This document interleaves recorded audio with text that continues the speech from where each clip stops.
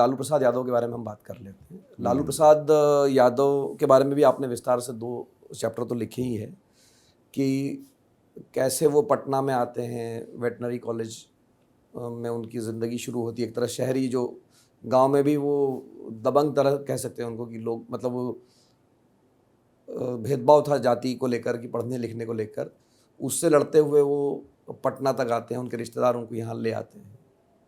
तो शुरुआती दिन क्या थे लालू यादव के? शुरुआती दिन बहुत ख़राब थे। मतलब एक नॉर्मल स्टूडेंट की तरह वो एक मतलब स्कूल गए नहीं गए, गांव में रह रहे हैं, कृषक परिवार से वो आ रहे हैं, एक गोपालगंज के फुलवरिया गांव में। तो इनके पिता, इनके भाई सब की नौकरी यहाँ थी, एनिमल हस्बेंड्री डिपार्टमेंट में, मतलब क्लास 4 के में जॉब थे। तो जब देखा कि अच्छा नहीं कर रहे हैं तो एक भाई पकड़ के उनको ले आते हैं कि अब चलो तुम पटना में रहोगे।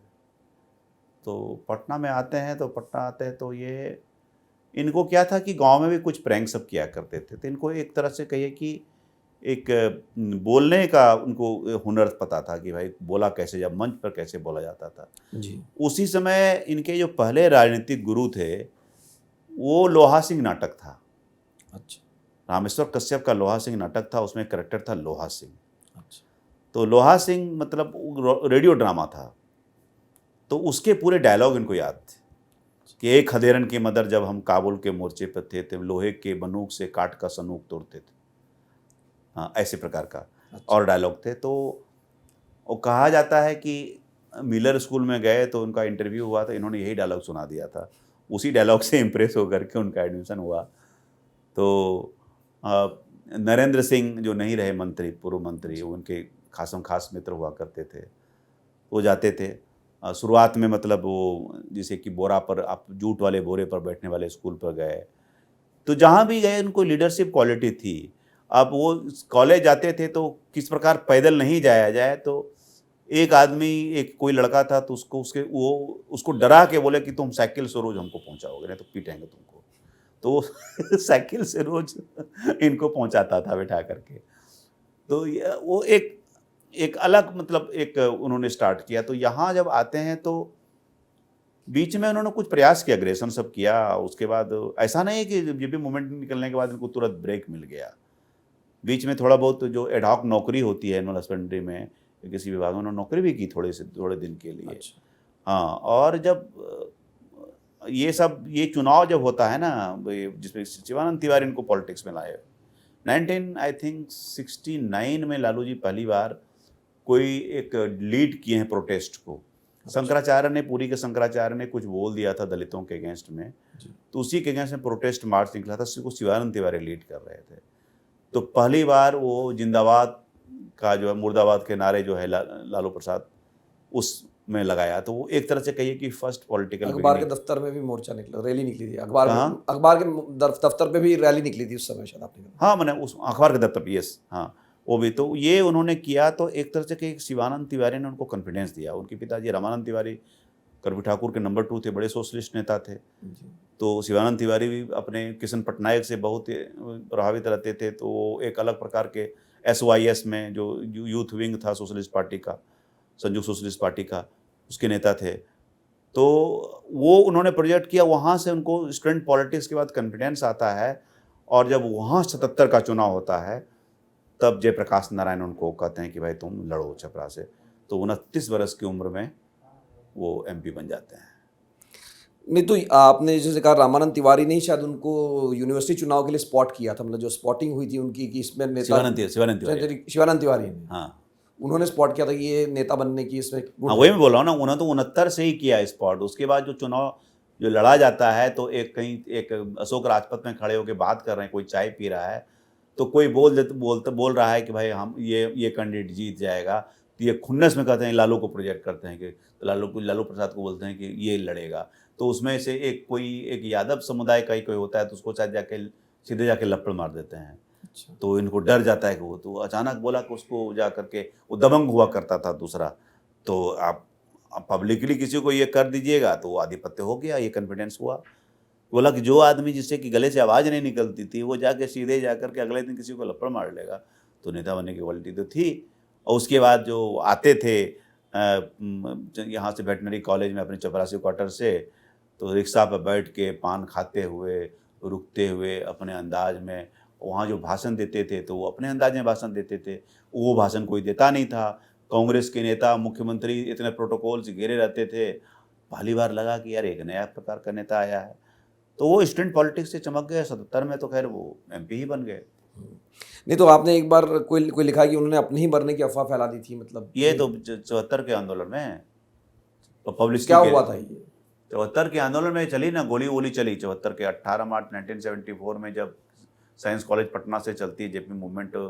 जब उसमें जेपी नहीं आए थे, बिहार मूवमेंट कह सकते हैं, जेपी सीन में नहीं आए थे। उसमें जब वायलेंस हो जाता है तब जेपी सीन में आते हैं। तो उसी में प्रोटेस्ट हुआ, लाठीचार्ज हुआ, कुछ लोग 2 अखबार के दफ्तर जलाए गए। तो उसी में लालू जी ने, उसमें ये जमाना था ये वाला फ़ोन का, बेस फ़ोन का, तो अपना अफवाह फैला दी कि मर गए हैं, कि लालू जी का डेथ हो गया। तो पूरा 2-4 घंटा हल्ला रहा, बाद में सबसाइड किया। तो कम से जब इसके पहले की और लोगों की चर्चा होती, इन्हीं की चर्चा हुई, भले ही उसका बाद में खंडन हो गया। तो वो एक पब्लिसिटी मॉन्गरिंग वाला था। वो ये दिखाता है कि ये आदमी पब्लिसिटी के लिए क्या क्या कर सकते थे। नहीं तो अब हम सीधे 1990 में आते हैं, जब लालू जी मुख्यमंत्री बनते हैं, जनता दल की सरकार मतलब मेजोरिटी आती है, लेकिन लालू जी को फिर भी मुख्यमंत्री बनने के लिए चंद्रशेखर जी को फ़ोन करना पड़ता है कि आप मदद कीजिए। तो ये कैसे हुआ? मतलब कोई लालू जी सर्वमान्य नेता नहीं थे एक तरह से? नहीं, सर्वमान्य नेता नहीं थे उसमें। ठीक है कि वो कर्पूरी ठाकुर के मरने के कुछ दिन के बाद लीडर अपोजिशन बन जाते हैं। तो जो लोकदल की राजनीति में एक बड़े नेता के तौर पर जो पुराने नेता थे, जैसे अनूप लाल यादव थे, विनायक प्रसाद थे, गजेंद्र हिमांशु थे, इन तीनों नेता को, तीनों यादव नेता थे, बड़े यादव नेता थे, इन तीनों को दरकिनार करते आगे जाते हैं। तो एक, लेकिन आप क्या कि वहाँ भी लॉबी, देवीलाल की लॉबी थी केंद्र में, बीपी सिंह की लॉबी थी।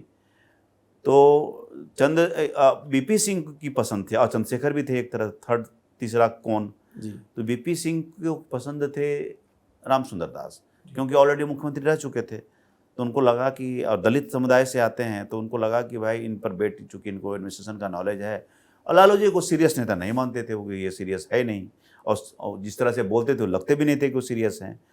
और ऑफकोर्स देवीलाल के पसंद थे लालू प्रसाद, सारा यादव के पसंद थे लालू प्रसाद कि ये हो सकते हैं।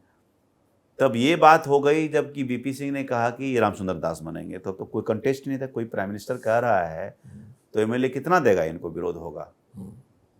तब इन्होंने फ़ोन किया चंद्रशेखर सिंह कि बाबू साहब क्या हो रहा है, देखिए आपके रहते हुए इतना जुल्म होगा। तो वो तो बीपी सिंह को उन्होंने कभी नेता नहीं माना था अपना। उन्होंने कहा भी था कि माई party president not my leader, exact line था उनका। तो अब उन्होंने रघुनाथ झा को एक डमी के रूप में खड़ा किया। तो तब चुनाव हो जाता है, कभी इंटरनल चुनाव हो, बहुत रेयरली होता है ये सब चीज़, जी। चुनाव तो होता देखने है। नहीं मिलता है। तो 56, 59 और 14 ये आता है। तो वो जो कुछ जगह 12, कुछ अखबारों में मैंने देखा, कुछ जगह 14 देखा। तो मैंने दोनों नंबर बोलता हूँ, एग्जैक्ट मुझे एक एग्जैक्ट स्रोत मुझे नहीं मिला है कि वो 12 था कि 14 था, लेकिन ये 56-59 जनों का कन्फर्म है। 3 वोट के मार्जिन से 59 रामसुंदर दास इनको आता है, लालू जी को 3 वोट से जीतते हैं और मुख्यमंत्री बनते हैं बिहार के। आई थिंक मार्च में शायद बनते हैं। उसके कुछ महीने पहले उनकी सबसे छोटी बेटी का जन्म होता है। इसी कारण से उसका नाम रखते हैं राजलक्ष्मी। अच्छा। वो राज लेकर के आती है, जी। तो she is Rajlakshmi, youngest of the 7 daughters of Lalu Prasad. She is born in 90।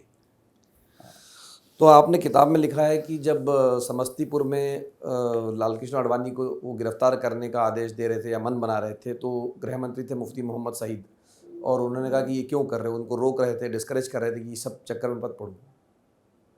तो ये लालू का ये भी एक बड़ा फैसला माना जाता है कि उन्होंने आडवाणी जी का रथ रोक दिया, मतलब जिससे एक सेकुलर नेता के तौर पर उनकी छवि बनी। लेकिन उसके पीछे की कहानी क्या थी? पीछे की कहानी ये थी कि पहले आइडिया था कि उत्तर प्रदेश में किया जाए, तो उत्तर प्रदेश में देगा कि फिर मुलायम सिंह का कद बड़ा हो जाता है, तो फिर वहाँ किया। फिर यहाँ जब आते हैं तो मैंने लालू जी की ये प्रश्न पूछा था कि क्या ये आपने बीपी सिंह के कहने पर किया था? तो लालू जी ने कहा कि सब बात मतलब आप ही को बता दें। तो ही डिडंट आंसर, उन्होंने जवाब नहीं दिया मुझे। लेकिन बिना जवाब दिए बहुत कुछ उन्होंने बताया कि उन्होंने कहीं ना कहीं किसी ने तो उनको सजेशन दिया था।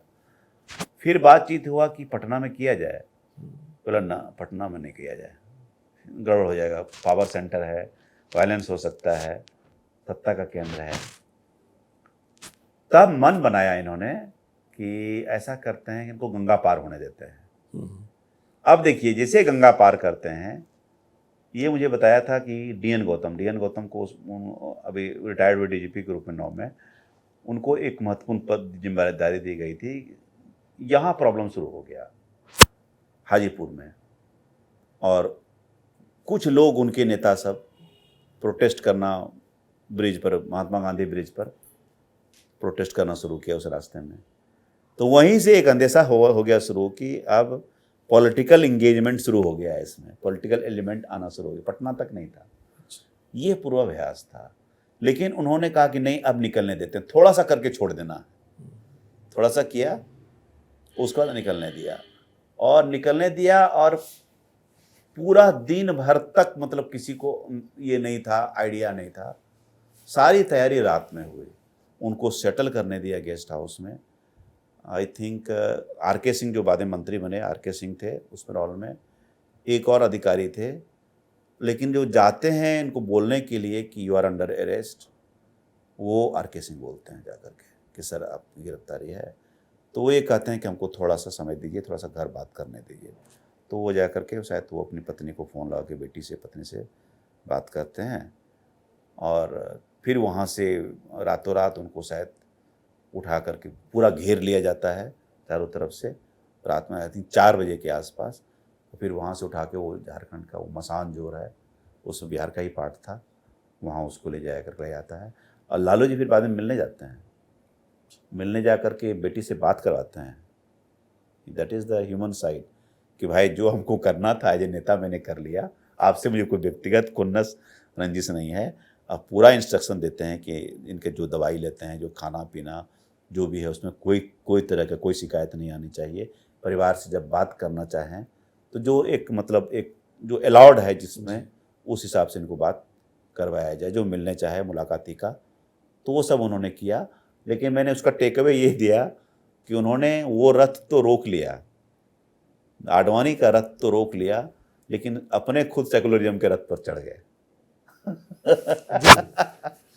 नहीं तो दूसरा जो लालू यादव के करियर का हाईलाइट रहा, या जो उनके मतलब नीचे जाने का भी कारण बना, वो है चारा घोटाला। मैं उसके बहुत विस्तार में नहीं जाऊंगा, लेकिन जो आपने लिखा कि चारा घोटाला तो पहले से हो रहा था, लेकिन लालू यादव एक तरह से उसमें फंस गए। तो चारा घोटाला क्या है, मतलब जो जिन बच्चों को नहीं पता, जिन लोगों को नहीं पता है कि क्या हुआ चारा घोटाले? बॉर्डर क्या है, सिंपल वर्ड्स में अगर कहें ना कि एनिमल हस्बेंड्री डिपार्टमेंट में जानवरों की फीड जो होती है, उनके जानवरों के लिए जो भी उनका चारा आता है डिफरेंट में, उसे खाने का उसकी दवाई आती है, उसकी खरीदारी होती है। तो उसकी खरीदारी के लिए टेंडर सब होते हैं। उस टेंडर्स में या फिर चारा लाया जाता है तो कैसे लाया जाएगा, गाड़ी से लाया जाएगा। तो उसमें क्या हो रहा था कि एक तो जिसे होता है ना कि बढ़ा करके उसको दिखाना, या फिर जो कुछ कैरी कर रहे हैं तो गाड़ी दिखाना पड़ेगा आपको कन्वेंस के लिए जी। तो धीरे सीएजी रिपोर्ट ये फ्लैग कर रहा था। सीएजी रिपोर्ट बीच में पहले आता ही नहीं था, तो ये चीज़ें चल रही थी। हमको लगता है 80 के आसपास, 79-80 के आसपास से ये चीज़ें इस डिपार्टमेंट में चल रही थी। वो चीज़ को इन लोगों ने या तो फ्लैग नहीं किया इन्होंने, या फिर ध्यान नहीं दिया। तो इनके टाइम में आते आते बड़े रूप में होने लगा। ऐसे रूप में होने लगा कि भाई आप 4 व्हीलर दिखा करके 2 व्हीलर का नंबर दे रहे हैं आप, और ये over the period of time चला है। सो जो है तो वो सब जब हुआ तो पहली बार 95 में इनको फ्लैग किया। उनके मुकुंद प्रसाद थे उनके प्रिंसिपल सेक्रेटरी। तब तक लालू जी कुछ समझ में नहीं आ रहा कि ये है क्या। तो आई थिंक 96 के जनवरी की बात है या दिसंबर की बात है, वो बुला के पूछते हैं कि है क्या, समझाओ। तो बोले कि भाई ये डिपार्टमेंट में ये है वो है, और ये मुख्यमंत्री थे, और उसी बीच में कुछ समय के लिए उस विभाग के मंत्री भी रहे हैं। मैं नहीं कहता हूँ इनको पता था कि नहीं पता था, लेकिन उस विभाग में इस एक्सटेंट तक हो रहा है, नीचे तक हो रहा है, ये पता नहीं था। तो ये जब प्रेसिपिटेट हुआ, जब उसकी वो शायद 96 में शायद वो इसने किया था, CAG ने भी किया, वो फ्लैग किया था। तो जब ये चीज़ें बड़ी होती गई, जब 5 पिटिशनर इंक्लूडिंग रविशंकर प्रसाद, सुशील कुमार मोदी, शिवानंद तिवारी एवं ललन सिंह, मतलब ये सारे 5 पिटिशनर जो क्लब किया है, जब उसको CBI लेती है, तो वो ये अचानक ही बड़ा होता चला गया। तब बाद में जब इन्वेस्टिगेशन शुरू हुआ, तब पता चला यार 950 हज़ार करोड़ का घोटाला है ये। और उसके कई उसके बाद कितने ऑफशूट हुए, इन पर कितने DA केस लगे उसके। तो ये चीज़ था। तो एक तरह से of course this was a scam. अब तो ये कन्विक्शन हो चुका है, बहस का कोई मुद्दा ही नहीं है। तो how could a sagacious and wise chief minister like him could not make it out कि अगर इतना पहले से चल रहा था, या तो कोई डिपार्टमेंट फ्लैग नहीं कर रहा था, या फिर एक सेलेक्टिव इग्नोरेंस था कि ये हो रहा है यार, होने दो, क्या हो रहा था। तो इनको जो भी कन्विक्शन हुआ है, जो उसके ऑफशूट्स केस हैं जी, डी वाले केस में, डी वाले केस में बरी भी हुए हैं, और फॉर्डर वाले में भी हुए हैं, कुछ में बरी भी हुए हैं। तो बहुत सारे उसके केसेस थे। तो ये था फॉर्डर स्कैम में एक श्याम बिहारी सिन्हा का भी नाम आता है कि किस प्रकार की उनकी भूमिका थी। कोई पता नहीं उनका कोई कन्विक्शन और उस तरह से वो नाम नहीं आया। लेकिन अब एक झारखंड से, रांची से पूरा स्टार्ट होता है, मतलब झारखंड, अभी झारखंड चला गया, उस एरिया से, हजारीबाग वाले एरिया से स्टार्ट हो करके पूरे बिहार में वो फैलता है। और आप देखिए मतलब क्या नियति है, जिस आदमी ने जिस विभाग से स्टार्ट किया करियर, एनिमल हस्बेंड्री विभाग में, वही विभाग इनका काल बना जी। उसी विभाग के कारण, उसी विभाग के घोटाले के कारण का कन्विक्शन हुआ। नहीं तो संतोष जी, एक और सवाल आखिर में चलते चलते कि लालू यादव एक तरह से सामाजिक न्याय के चेहरे बने थे दो, अगर 1990 में, और उसमें कोई ये नहीं था कि अब जैसे हम बात कर रहे हैं कि यादव मुस्लिम या MY समीकरण की बात जो जोड़ के देखा जाता है RJD से, तो ये कैसे खोते चलेगा ये वाला जो बाकी आधार था, चाहे वो EBC हो या OBC की भी अन्य जातियाँ हो या दलित हो। लालू जी ये, क्योंकि आपकी किताब में लिखा है कि बच्चों को नहलाते थे, उनको साड़ी बांटते थे, धोती बांटते थे, तो वो 2005 आते आते वो जनाधार चला गया। वो तो मतलब BJP भी ले गई, नीतीश भी ले गए, लेकिन लालू जी ने कैसे खो दिया इसको? देखिए, लालू जी की पॉलिटिक्स को मैंने 3 टर्म्स में डिवाइड किया है: mandalisation of politics, secularisation of politics, yadavisation of politics. जब तक वो मंडलाइजेशन के फेज में था, एक तो फर्स्ट पावर का ट्रांसफ़र बिहार में जो होता है वो 90 में होता है, जो कि अपर कास्ट रूल से आप OBC रूल में जाता है। 67 के 72 के बीच में बने दलित चीफ मिनिस्टर भोला पासवान शास्त्री बने, OBC में बने, 7-8 चीफ मिनिस्टर बने, लेकिन वो एक मजबूरी में कांग्रेस से सपोर्ट किया होगा। लेकिन कांग्रेस के ऊपर से डॉक्टर श्री बाबू से लेकर के आप जगन्नाथ मिश्रा तक देखते हैं, तो it is completely upper caste dominance था। तो आई वुड से कि वो एक अपर कास्ट से पावर ट्रांसफर 90 में हुआ है। 90 से 95 तक फर्स्ट टर्म लालू जी एक OBC नन अपर कास्ट के नेता थे। गरीब गुरबा वो वर्ड बोलते थे, वो गरीब गुरबों के नेता थे। उस अम्ब्रेला में EBC भी आता था, दलित भी आता था, ऑफ कोर्स OBC तो आता ही आता था। तो उसको आवाज़ दिया लोगों ने, लोगों को खाट दिया। जो अब नहलाने की बात कर रहे हैं, वो कहते थे कि अरे ये DM है, ये तुम लोगों का सेवक है, पब्लिक सर्वेंट, सर्वेंट पर जोर देते थे, देखो सर्वेंट लगा हुआ है, ये हमारा सेवक है, ये नहलाएगा, कपड़ा पहना है। वो उनको दिखाने के लिए कर रहे थे कि तुमको ये करना है, you are meant to serve people.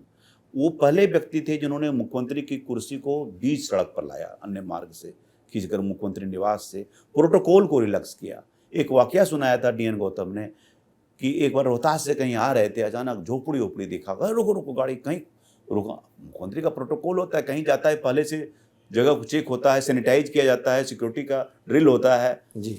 अब लालू जी हैं, तो रोका, खटखटाया एक जगह, तो बोला कि के है, अंदर से आवाज़ आई, तो बोलते हैं, पहले बार बोलते हैं लालू, फिर खटखटाया तो के है, इस बार बोलते हैं ललुआ, अपने आप को ललुआ बोल, ललुआ।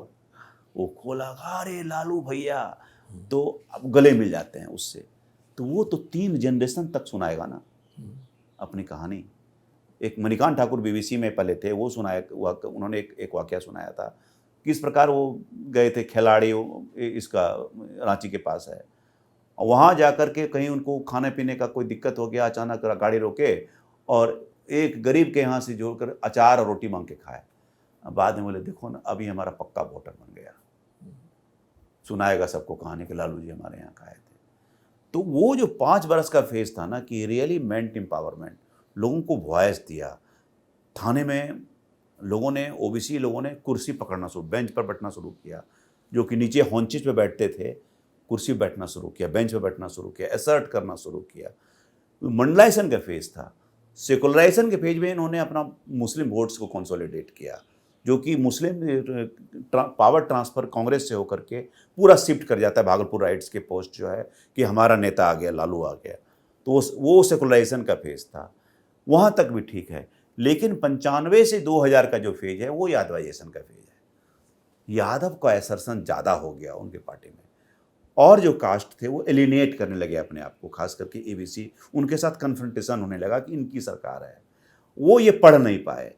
हालांकि 95 में वोट मिले उनको ईबीसी के, ऐसा नहीं कि वोट नहीं मिले, लेकिन वो क्षरण होता चला गया। तो वो जो यादवाइजेशन का जो दौर होता है, और प्लस उसके टॉप में 2 बड़े फैक्टर, फॉर्डर स्कैम और कास्ट मैसेकर्स।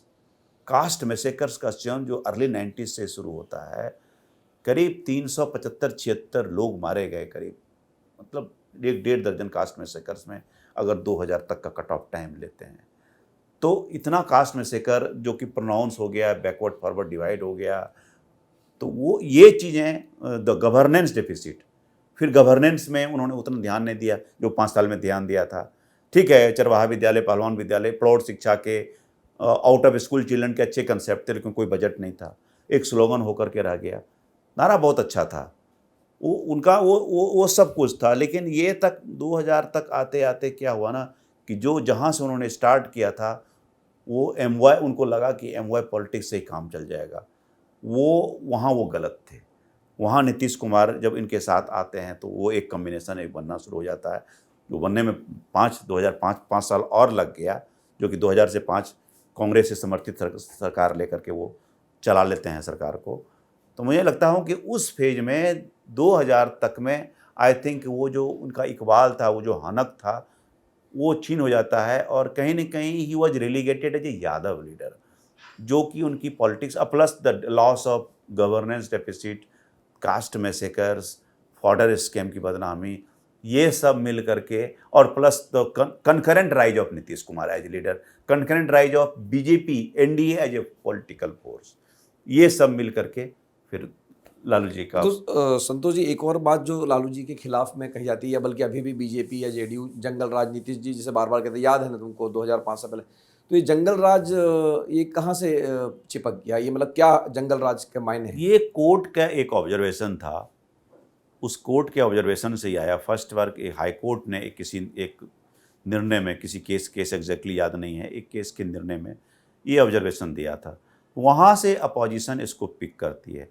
जंगल राज का मतलब उस समय यही था जो हमने आपको डिफाइंड किया, the caste massacre, the lawlessnesses, murders, kidnapping for ransom, road robberies. अंतर अभी का क्या है? अगर आप 2005 से लेकर के मर्डर का चार्ट लेंगे तो आपको 3002 से लेकर के 2500 तक में घूमेगा मर्डर का चार्ट, मोस्टली लैंड डिस्प्यूट से रिलेटेड। वही एक टेबल चल रहा है, 2500, 2700, 2800, 2500, 2800, 3100, 3200, यही चल रहा है। तो वो आप देखेंगे, चार्ट देखेंगे तो आपको पता नहीं चलेगा, लेकिन जब किडनैपिंग और रैंसम का चार्ट देखेंगे तब पता चलेगा। जब आप देखेंगे रोड रॉबरीज का देखेंगे तब पता चलेगा, कास्ट मैसेकर चार्ट देखेंगे तब पता चलेगा कि तो ये चीज़ें गवर्नेंस की डेफिसिट थी, या नीतीश कुमार एक गवर्नेंस का एजेंडा लेके आए थे। तो उनको एक नैरेटिव, काउंटर नैरेटिव में एक अपोजिशन को बैकफुट डालने के लिए शूट किया। इसीलिए नीतीश कुमार अपने 5 साल के रूल को पिछले 5 साल से कंपेयर नहीं करेंगे, वो सीधे 20 साल के ब्लॉक में जाते हैं। वो उनको ये बताना चाहिए ना कि आपने पिछले साल 5 में क्या किया था, वो क्यों करेंगे, वो उनको सूट करेगा। वो एक ब्लॉक के रूप में यूज करते हैं कि 20 साल हम राज किया, हमने ये किया वो किया, सारा पॉजिटिव्स गिनाते हैं। अब इनके समय में जो क्राइम हुआ उसको बात नहीं करते हैं कि भाई आपके यहाँ भी तो अभी खेमका का मर्डर हुआ, पारस हॉस्पिटल का जो सीन गया कि भाई आपकी पुलिस क्या कर रही थी। ऐसा नहीं, क्राइम ऐसा चीज़ थोड़ी है कि आपने कहा आज कंट्रोल कर लिया, कंट्रोल हो गया। वो कुछ ना कुछ चीज़ें होगी आपको। तो उस चीज़ें ऑफकोर्स ज़्यादा हुई उस चीज़ों को, लेकिन उस चीज़ को इन्होंने पॉलिटिकली बहुत ज़्यादा इनकैश किया। गवर्नेंस डेफिसिट बहुत था, मतलब यहाँ था कि भाई उनके जो एक बार बिहार घुस रहे थे तो एम्बेसडर खड़खड़ाने लगा, तो अब मंत्री को, अपने रोड मिनिस्टर को कहे, ट्रांसपोर्ट पीडब्ल्यू मिनिस्टर को, बिहार आ गया क्या जी? हाँ, तो तुम ही ना मंत्री हो, काहे रोड बनाते हो? मन करता है कि ट्रैक्टर के ट्रॉली बिठा करके तुमको 60 किलोमीटर चलाएं, तुमको पता चलेगा खराब रोड क्या है। तो वो ऐसा नहीं, उनको नहीं दुखता था, लेकिन बाद में सीरियस नहीं होते थे।